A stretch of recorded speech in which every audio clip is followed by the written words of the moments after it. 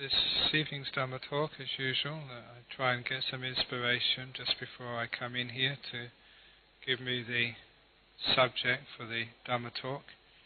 And somebody mentioned an interesting topic which caught my mind's fancy, and it's the topic of what is love from a Buddhist perspective. I think some of you know where that topic has come from. And I'm going to be following this topic again in a Buddhist perspective, so it's not going to be an obvious talk. I'm going to go, I hope, on avenues where you do not expect me to go. Because that subject of what is love is not an easy question to answer. Something as fundamental to our life as love is very hard for people to grasp. And of course, you'd probably already in your life so far have many experiences of misunderstanding that term to your great suffering and distress. So I'm going to talk and explore from a Buddhist perspective, from a monk's perspective, from a meditation perspective. Now, what is this thing we call love? Now, the first thing, of course, is that people, especially in today's age, begin by assuming that love has something to do with romance. And I think even just a few days ago I was talking with someone that even historically, that which we call romantic love has an origin in history which can be very clearly pinpointed to roughly around the 15th century in Europe, when the troubadours would go around singing the first love songs. And actually they created the culture of romantic love. Beforehand there wasn't such a thing. Cavemen would just go out with their club and just go get whatever person they wanted. There was no real romance. And of course in some areas of our city that things haven't changed.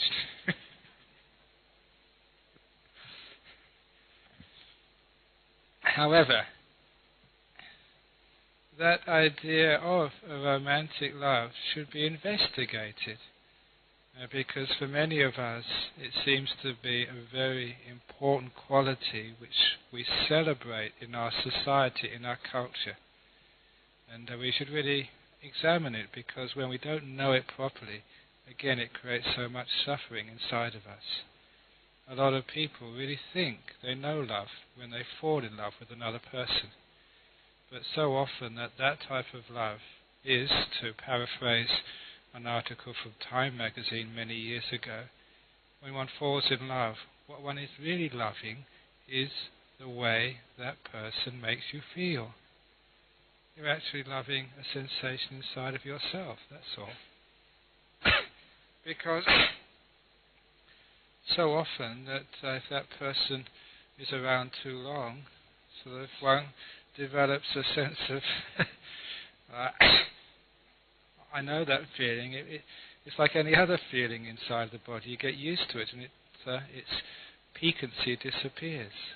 In this article on the chemistry of love in Time magazine many years ago, they were saying that when boy meets girl, when love happens, they can actually trace the chemicals which are secreted into your bloodstream. And they're secreted when you meet each other, when you hug each other, when you kiss each other.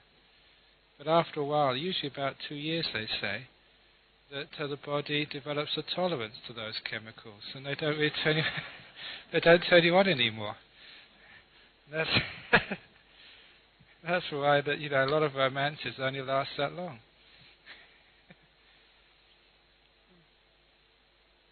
But a very interesting story about romantic love, which gives a good understanding of where it really comes from, was from the Buddhist tale of one of the Buddha's chief supporters, who happened to be one of the queens of this king in the time of the Buddha.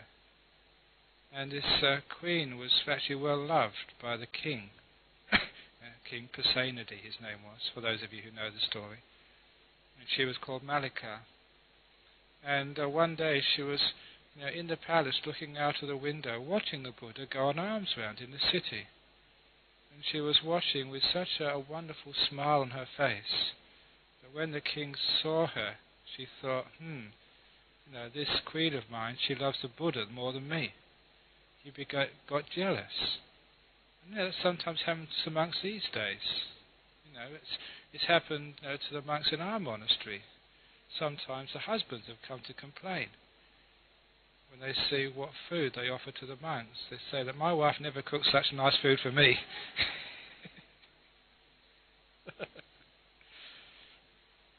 I'll tell the husband, we should become a monk then. Anyway, she was watching the Buddha on alms round, and so he was watching. She was watching the Buddha on alms round, and he was watching her. And so he came up to her and confronted her and said, "Who do you love more, the Buddha or me, your husband?" And that was one of those very tricky questions, because if she said she loved the Buddha more, because of her faith and her religious confidence, she'd get into trouble with her husband. If she said she loved the husband, Pasenadi, more, she'd get in trouble with her religious vows. But she said something, she managed to get out of a fix. And she said, "I love myself more than both of you." And that was not what the king expected. And it fascinated him, that answer. Sort of, I love myself more than my husband or my teacher. So the king went to the Buddha and reported the conversation. And the Buddha said, that was a very wise wife you have. Because for many of us, even though we think we love our partner, really we love ourselves more.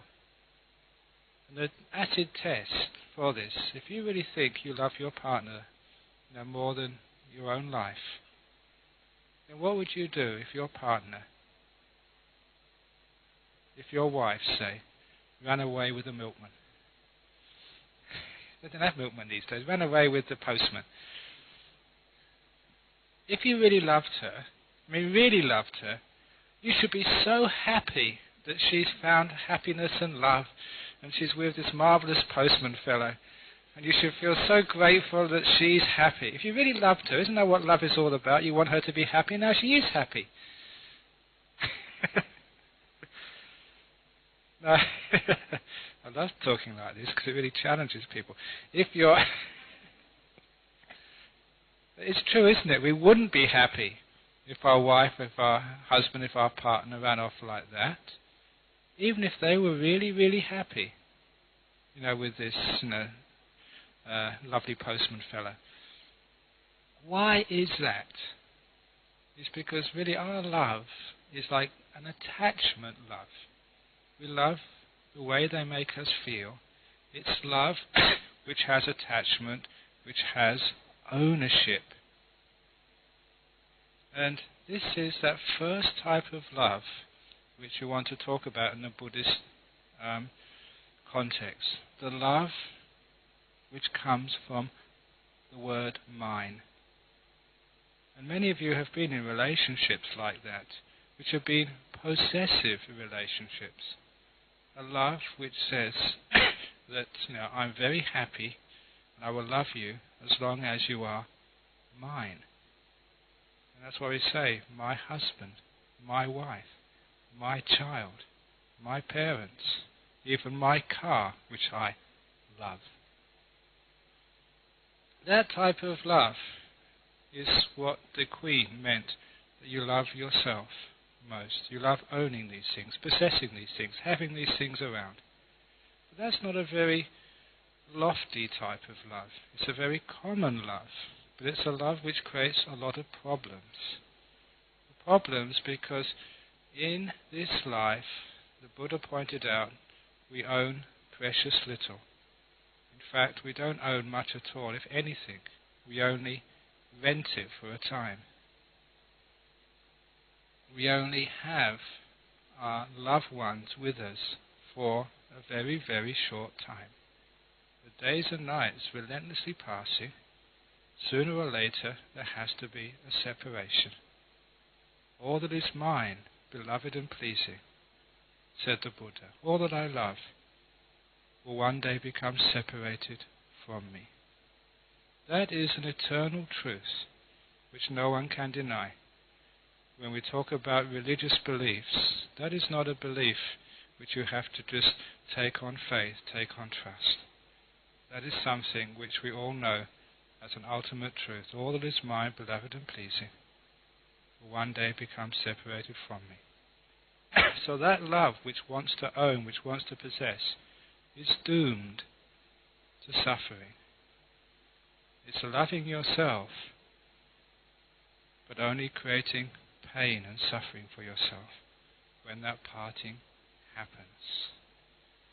But of course there's a much more wise and deeper love, which were alluded to in that little story or joke, if you wish to call it. I said if your husband or your wife ran away with somebody else, you should feel very happy. Now, there's in a sense there that you can feel happy when somebody else, someone you care for, is happy. It's that happiness of selfless love. That is quite astoundingly rare in this world. The Buddha called it like the love of a mother to her child, who gives her life for her child. What we mean by giving your life means you give everything. You can let go.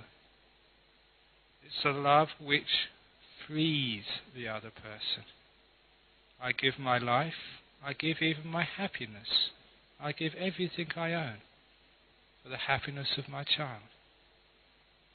Now we can't even say that to a wife or a husband, because I would give my happiness. If you want to go off with the milkman, go off, enjoy, have fun. Because that type of love is just wanting the other person to be happy and not having any concern about oneself. It is truly a selfless love which has no strings attached. It is detached love. At this point, I bring in one of those stories which many of you have heard several times. A story when I was 13, 14, 15, it's a long time ago now. My father took me aside and told me something which I've remembered so much, so often. I've repeated it here very often. And it's something I repeat a lot because it informs my life as a monk. It's one of the great themes which runs through the way I look at the world. He took me aside and said to me, "No matter what you ever do in your life, son, the door of my house will always be open to you." That was his words. No matter what you ever do, the door of my house will always be open to you. Unfortunately, he was a very poor man. His house wasn't really much to speak of. It even wasn't a house, it was an apartment, a flat, owned by the local council, which he rented. But nevertheless, it was more than a house or an apartment in London which he was referring to. And it was that realization of what he really was trying to say which made a great impact in my life as a monk, especially in my understanding of detached love. What he was saying was the door of his heart would always be open to me, no matter what I ever did in my life. That was a love without any conditions on it whatsoever. He was saying, no matter what I did, no matter how I turned out, he would never take away his love. It wasn't a love which demanded anything back in return. And I've extended that idea of like selfless love, unconditional love, to so many other aspects of life. to be able to love someone, no matter what they do, even if they die on us. It's like running away with the postman, but even worse. They're no longer going to be around. So I love you so much that I can let you go. That's what we mean by a detached love. And certainly that it may have been because those words of my father, which I didn't really understand at the time, why I could let him go when he died on me. I was only 16 years of age. But I could let him go. I didn't grieve at all. I haven't grieved since. Actually, at the end of this retreat period, I've been invited to give a little talk at a seminar on grieving. And I was looking at some of the synopses of the presentations, and I think I'm going to stir a few people up because they're all talking about the universality of grief. And I was living in a culture in northeast Thailand for 9 years which hadn't been westernized. Many of the places I actually went to, I was the first Westerner they ever saw. I remember a couple of times as a monk going on alms round with my bowl into the village, and some of the people waiting for the Thai monks, they saw me, and they were just so taken aback. They dropped their rice way outside my bowl. They were looking at me, not looking at where they're putting their rice. They had seen a Westerner before. So I was very fortunate to go into a remote part of northeast Thailand, not North Thailand, Chiang Mai, where all the tourists go, in a flat, poor, backwater part of Thailand, where Western culture just had not reached. So for many years I saw Thailand as it can no longer be found. The old culture. And in particular, that monastery where I spent most of my time was also the local cremation ground. It was where they brought the dead bodies of people in the villages around, would get wood from the forest and put them on the pyre and just burn them right there. Not only did I help the villagers get the wood, but also stay up at night to make sure the body didn't fall off the pyre because the dogs were hanging around. But also you'd see the villagers afterwards. And you know, for those 9 years, I think the cremations would have been once a week or once every 2 weeks. Only once, towards the very end, did I see one person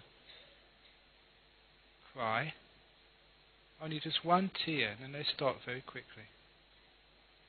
What I actually saw there was that the grief, especially the Western grief, wasn't part of the culture.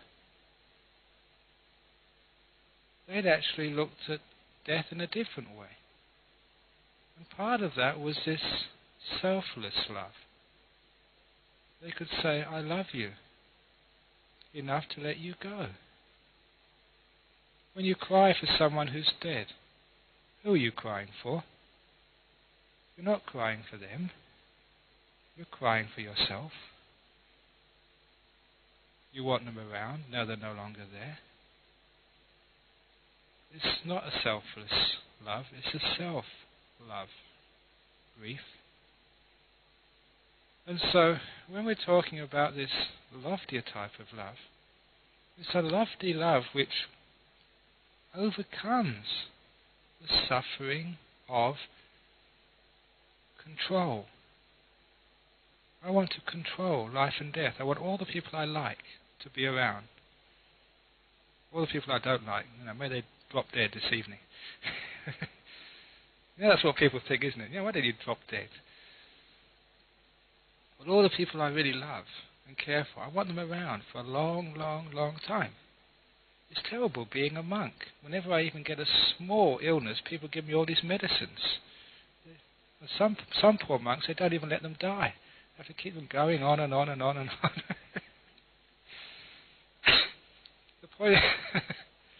The point is that second type of love, the door of my heart's open to you, no matter what you do, even if you die. That type of love gives you peace. It's a love which embraces reality rather than fights it. What's the opposite of love? Ill will.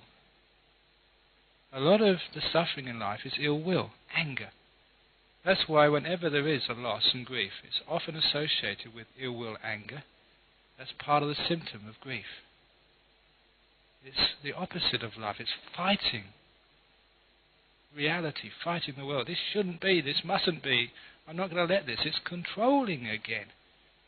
It's coming from me, mine. This is my son, my daughter, my husband, my wife who's died.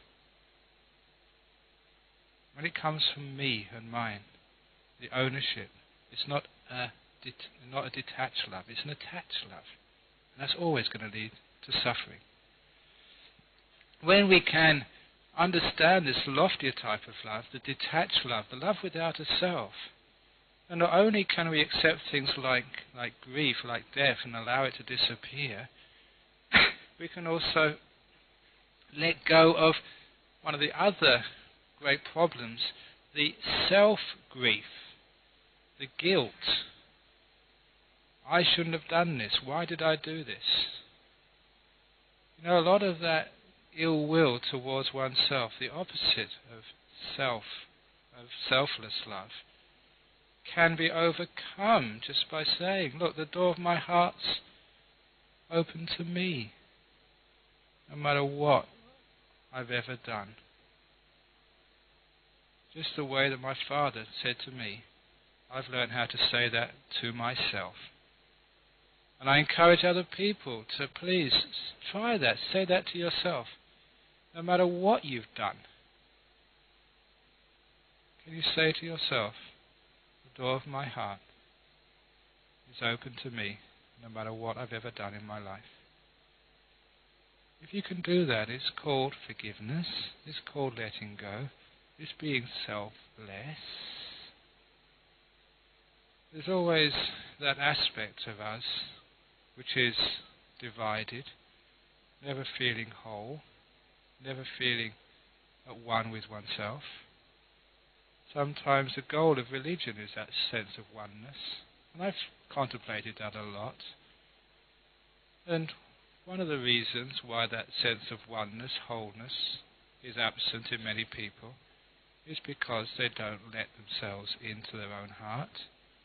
They keep part of themselves outside, the part which they're not proud of, the part which they feel guilty about, the part which they simply don't like. They say, this part of me can come in. I can like this part of me. I can accept and embrace this part of me. But the other part, no way, keep out.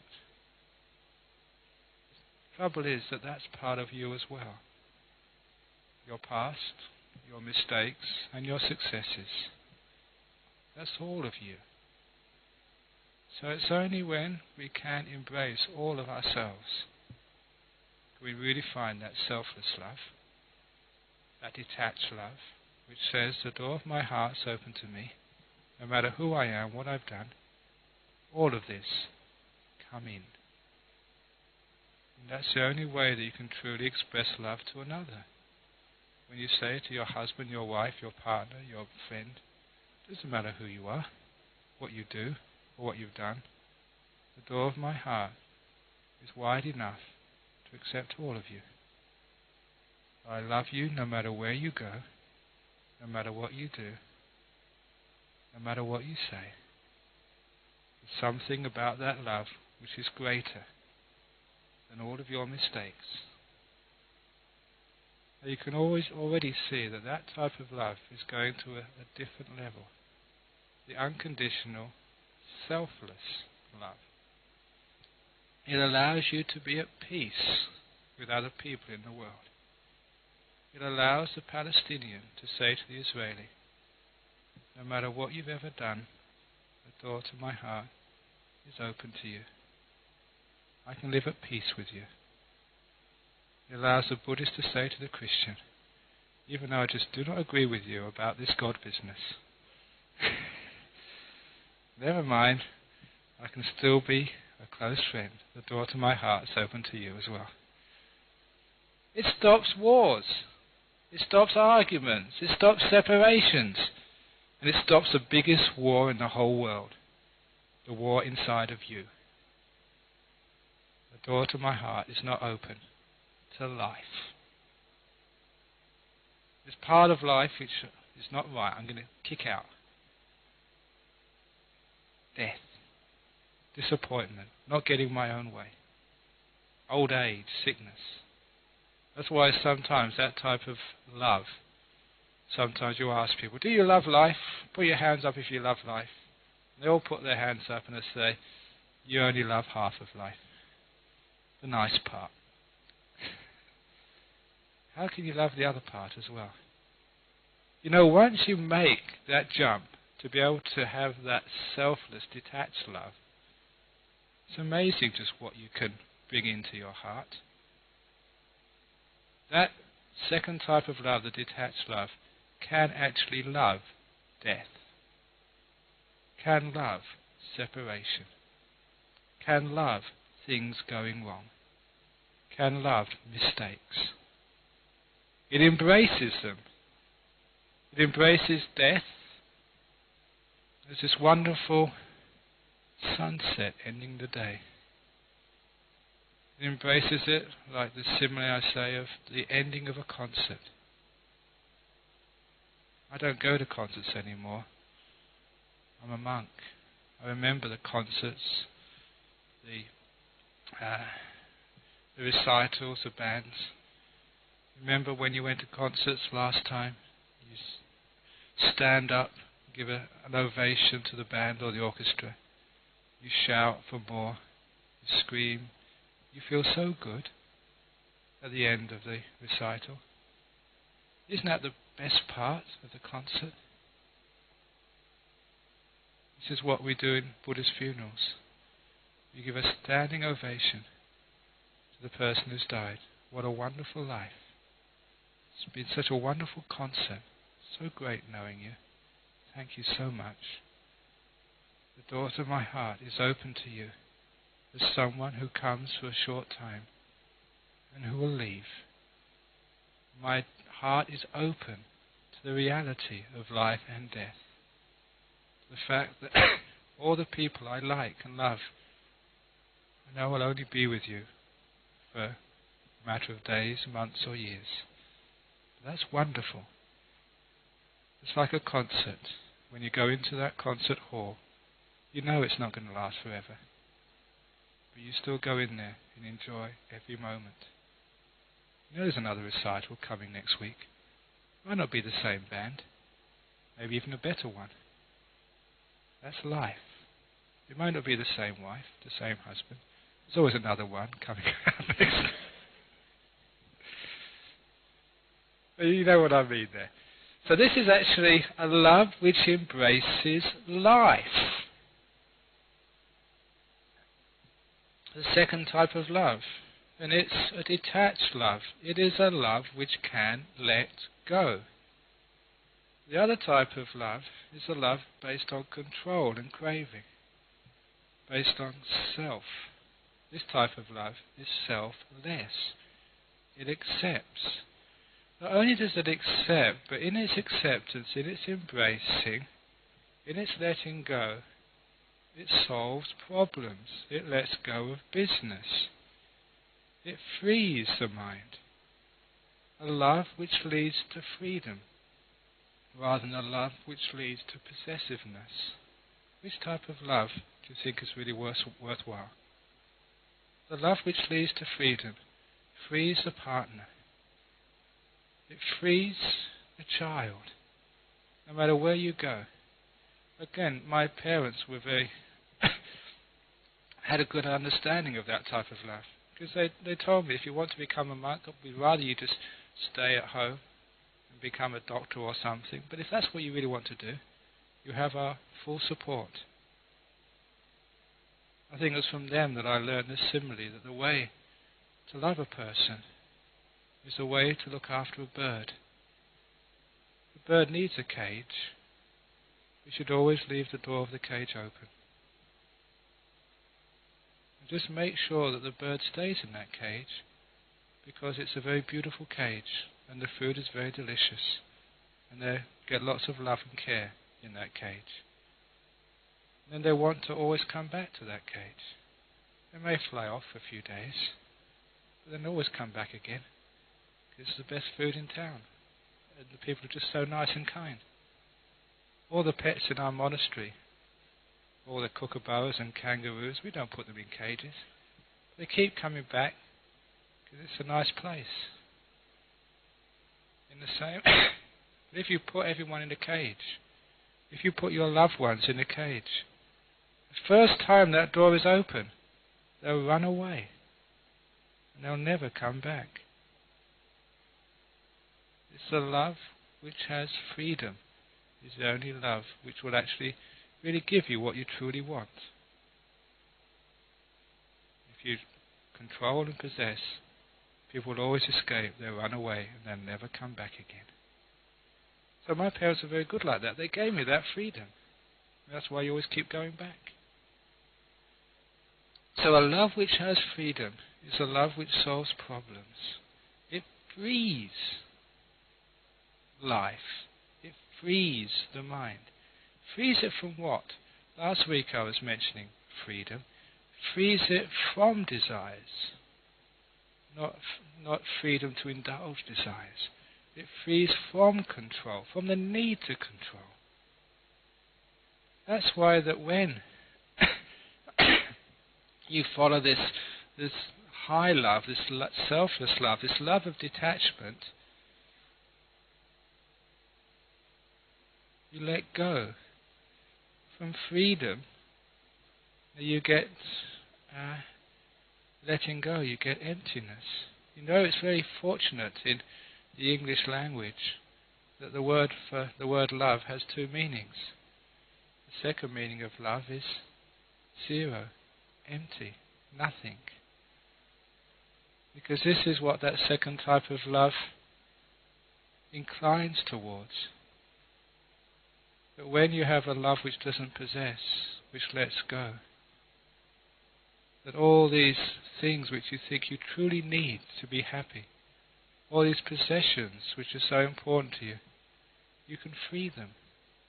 And you realize you don't need anything. It's an inclining towards the emptiness in this world. This is the third type of love, the empty love. When I say that empty love, sometimes people think that that's very scary and very cold. But that emptiness type of love is far from being cold. It is the emptiness, like the sky, which can accept everything, which embraces everything, which surrounds everything. That type of emptiness is a type of love which is surrounding each one of you right now, the spaces between people in this room. That emptiness type of love is what connects everybody and everything. As I used to say when I gave a simile of going to Central America and climbing up the great pyramids of the Mayan civilization and realizing why it was that those pyramids were supposed to be religious. And it was because as soon as you got to the top, you were above the tree line of the jungle, and you could see in all directions. Emptiness allowed you to see to infinity, whichever direction you chose to look. Things, possessions, hinder you seeing the all, embracing everything. It is that emptiness which becomes that beautiful letting go. When you say the door of my heart is open, no matter who you are, you let in just the whole emptiness, the universe. You experience these things when you follow the path of inner love. Meditation. That inner love, the door of my heart is open to the present moment. Come in. The door of my heart is open to silence. Come in. The deeper you get into these meditations, you're embracing the moment. If you truly embrace the moment, there's nothing to say. All words come from discontent. In the contentment of true love, basically there's nothing to say. You look into the eyes of your loved one and you go speechless. Here you're looking into the eyes, the heart of you, and basically there is nothing to say. How much speech, how many words are really complaints? I've listened to people when they talk. I've sat in buses and trains and aeroplanes, sitting behind people, fascinating myself instead of watching a movie or reading a book, just listening to people's conversations, getting data from my talks on a Friday night. And it's incredible just how many people, they break into speech only when there's something to complain about, when there's a problem. Check that out in your home. The people who talk to you at your home, how many times they're talking to you because there's a problem, there's a complaint, there's a mistake. At your work, on the radio, on the TV. It's a lot of times complaints. Ill will creates inner speech. Contentment, happiness, creates silence. Love will always give silence. That warm, embracing silence where there's nothing to say. That's why that with that type of loving kindness, the door to my heart is open to this moment. You can cough, you can come out, you can complain, do whatever you want. But I'm not going to say anything. Silence. It's okay, you can do that. Embrace, allow that. When you allow things, then business stops. So the silence comes from that embracing, from that love. That's what love is. It's an embracing, accepting. It's a deep contentment with what is. And if you follow that type of love, the whole mind empties out. People think that emptiness is cold. The truth of the matter in meditation, that emptiness is the most fullest experience you can ever imagine. And the most blissful. When you have nothing, you're actually not obstructing just the beauty and the bliss of emptiness. You're allowing these things to arise in the mind. The more you let go, the more you have. In the path of meditation, the more you let go of the world, the more happiness, the more peace, the more power you have. Strange, isn't it? The most greatest powers are the psychic powers developed in deep meditation. But you have to let go of the ego and self to get those sorts of powers. People in the world, they want to wield power by becoming rich, becoming CEOs of big companies, becoming politicians. And that way of wielding power, you don't get much power that way. But you let go. In deep meditation, you get immense power. There's a power of that mind, the power of emptiness, just the energy of that emptiness, the bliss of nothing. So this is the third type of love, which comes when you fully let go and embrace things. It's the power of nothing, the power of zero, the power of emptiness. Nothing can sully or mar or dirty or put a mark on that emptiness. That's why it is power. It is invulnerable. This is why that as a monk you follow this path and you have a great time.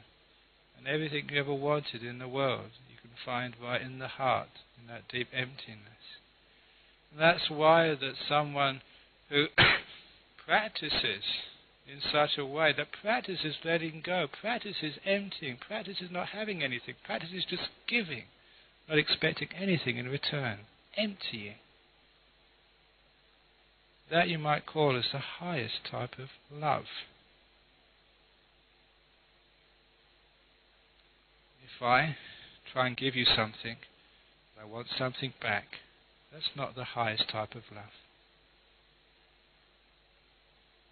That type of generosity is not full letting go. But the full letting go, the full emptying, the full love, that is something of a completely different level. You might call it the third aspect of love.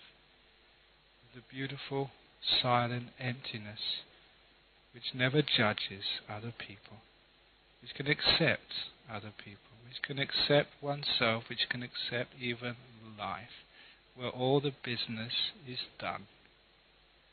One of the descriptions of the Arahat, the fully enlightened person, is someone who's done what had to be done, has finished the job. Sometimes we look at our life and we're always trying to catch up on the jobs which need to be finished.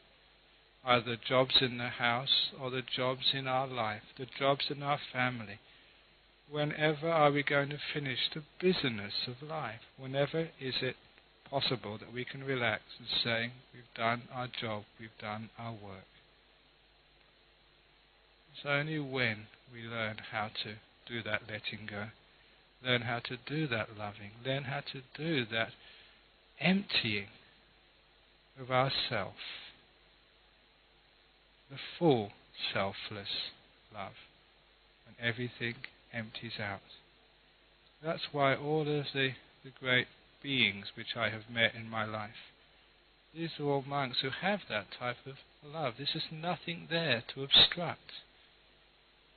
Someone once described it years ago, and I felt this from so many of these great monks.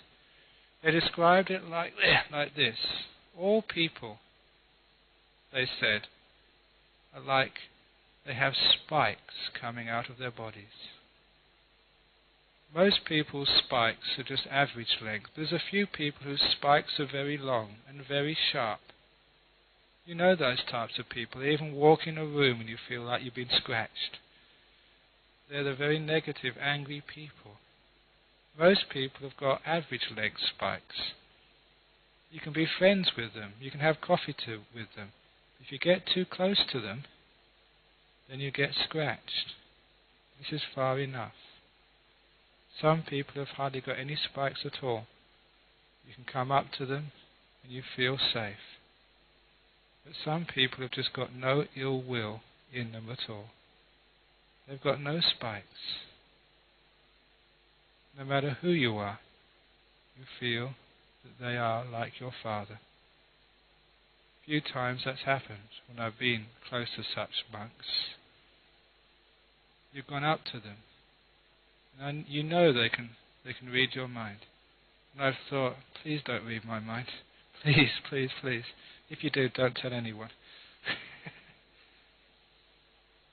I've gone up to such powerful beings with great fear. But as soon as I've met such powerful beings, the sensation was that all that fear completely vanished. I felt they had no spikes. If I was a murderer or a rapist, if I was a terrible being, I'd realize they would never criticize me, reject me in any which way. I'd felt completely accepted and embraced. It was a non-judgmental, selfless. I could merge into their emptiness. Feeling that for the first time, when you talk about therapeutic, that was powerful. To feel that there was someone, there was some being, some possibility, some emptiness which could accept me, was something which changed the way I looked upon love. to realize that there could be such non-judgmentalism, and it worked. Because what that did was to think that if people could accept me as I was, that if they could accept me, why couldn't I accept myself? If they could love me like that, why couldn't I love myself? If they could be so non-judgmental, why couldn't I be non-judgmental? If they could let go, why couldn't I let go? And so all that struggling to perfect myself, all that struggling to live up to some ideal, all of that wanting to please others, which I'd lived my life following for so many years. Isn't that what you do? Live trying to please the person you live with, or trying to please the monk, or trying to please this person, or trying to please that person. What are you doing this for? Instead of that, could really let go. What it was is let going of attachments, cravings, views, all that sort of stuff. Emptying. Emptying. And realize that what I was really truly striving for anyway, you really realized in the non-striving, in the non-judging, in the emptying of all of that. That sort of happiness, that contentment, reaching the goal. You already are at the goal. Just let go. Stop trying to go somewhere else. Stop trying to be someone else. If you really want happiness, if you really want fulfillment, then don't go somewhere else. Go into the moment. Go into you. Go into here. Into the mind. There you'll find all the happiness you want. It's letting go. The door of my heart is open to this. When this comes in, you realize it's all you ever wanted. So it's a love which empties the whole universe. Empties the whole universe of good and bad, of success and failure. I've been telling this to a lot of people. Whenever you have difficulties or disappointments or pain in life, call it growing pain. All the bad times of life, it's things to learn from. All the good things in life, that's holiday time. The pain is where you do the work. The pleasure is where you take a break. Both are necessary. Both are just so useful. Like my old meditation teacher, my first meditation teacher used to tell me, there is no such thing as a bad meditation. No such thing in the world. No matter if you think you can't meditate at all, that's really useful. We learn from everything. We accept everything. We make use of everything. We embrace everything. We love everything. We let go of everything. Every experience you had in life, you may be suffering from it in this moment. You may wish this never ever happened to you. But I will guarantee you one thing. The time will come when even this experience, which seems so hard and so difficult to bear, you'll say thank you. I grew. I learnt. I knew love because of that experience. So that's why nothing needs to be rejected. Nothing inside of you, nothing outside of you. When you can do that type of love, then that's the end of all your business. That's where you've learnt. So when we talk about Buddhist love, 3 types of love: self-love, the attached love, the ordinary love, which leads to a lot of problems. The second type of love, the detached love, the selfless love. Love which says the door of my heart is open to whatever. That's why I can talk with any of you. I never throw anyone out of this place. I never sort of excommunicate anybody, even if I had the power to do so. You can all be my friends, no matter who you are, no matter what you say about me, no matter what you do. Not only that, but the next type of love is the empty love. When you've fulfill that second type of love so much that everything stops and merges into emptiness. Gone, finished. So that's Buddhist love in a nutshell. So there we go. That's the talk for this evening. That's all you're getting. Any questions or comments on the talk on what is love? Yeah, got a question, yes. Oh, is it a question? No. Any question on what is love? Hopefully it was not what you expected. Hopefully it was stretched you a little bit. Hopefully it made your mind start looking in different directions, because that's the whole purpose of these talks. Not to tell you what you already know, but to challenge, to make the mind grow, and also to relieve people from suffering. Any questions? Going? Go on. Okay.